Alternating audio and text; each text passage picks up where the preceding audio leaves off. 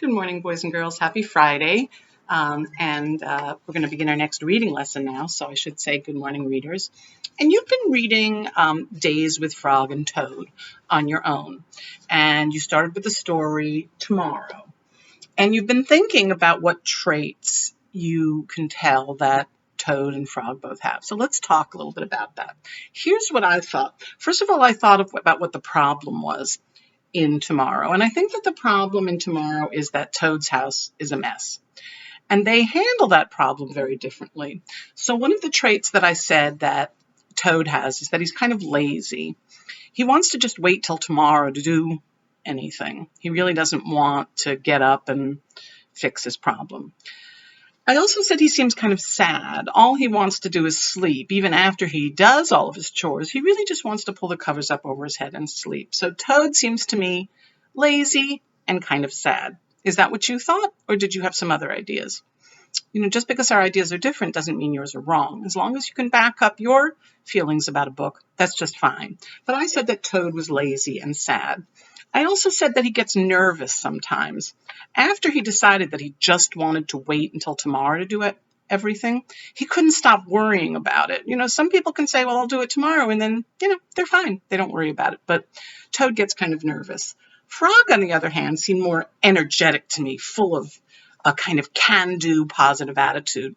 He was telling Toad, these are things that you have to do in your house. And he seemed to think they should be done today. When Toad was telling him, well, maybe I should do it today, Frog went along with that, saying, yep, I think you should do it today. So I said that Frog seemed to have a lot of energy. He's very energetic, and he's much more sensible. Well, one of the things we learn when we read series books is that once an author decides what his or her characters are like, they kind of have similar traits in all of the books, or in a lot of the books that the author writes. So I'm going to read you a story from a different Frog and Toad series book now. This book is called Frog and Toad Are Friends. And I'm going to read you a chapter called The Letter. And as I'm reading it, I want you to think, do Toad and Frog seem similar in this story, or do they seem different somehow? So is Toad lazy and sad and nervous, and is Frog energetic and sensible? Or are there other traits we can notice? So I'm going to read that to you now, and I want you to listen. So this chapter is called The Letter. Toad was sitting on his front porch. Frog came along and said, "What is the matter, Toad? You are looking sad." Then Frog said, sorry, wrong page.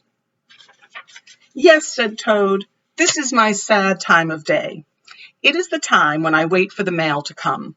It always makes me very unhappy." "Why is that?" asked Frog. "Because I never get any mail," said Toad. So far it seems like Toad is the same. He's kind of sad, kind of negative, always looks on the dark side of things. But let's read on and see. "Not ever?" asked Frog. "No, never," said Toad. "No one has ever sent me a letter.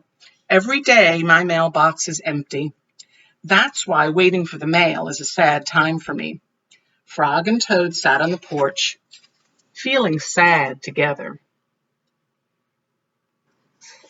So Toad has even made Frog feel a little bit sad. Let's see if he stays that way. Then Frog said, "I have to go home now, Toad. There's something I must do." Frog hurried home. "Oh, I have a prediction to make. Knowing what I know about Frog, that he's kind of a doer and energetic, and he seems to like to solve problems, I have a prediction. Does anybody else think they know what Frog is going to do when he gets home?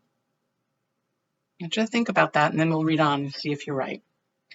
He found a pencil and a piece of paper. He wrote on the paper.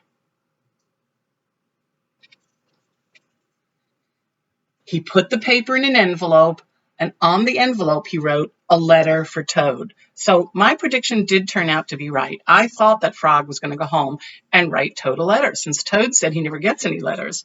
So I wonder if you made a different prediction. Or did you make the same one and you were right as well? Frog ran out of his house. He saw a snail that he knew. "Snail," said Frog, "please take this letter to Toad's house and put it in his mailbox." "Sure," said the snail, "right away." It's funny that the snail is the mailman. Then Frog ran back to Toad's house. Toad was in bed taking a nap. Toad, said Frog, I think you should get up and wait for the mail some more. No, said Toad, I am tired of waiting for the mail. It was kind of sad and negative again. Frog looked out of the window at Toad's mailbox. The snail was not there yet. Toad, said Frog, you never know when someone may send you a letter. No, no, said Toad, I do not think anyone will ever send me a letter. He's always looking on the dark side, right?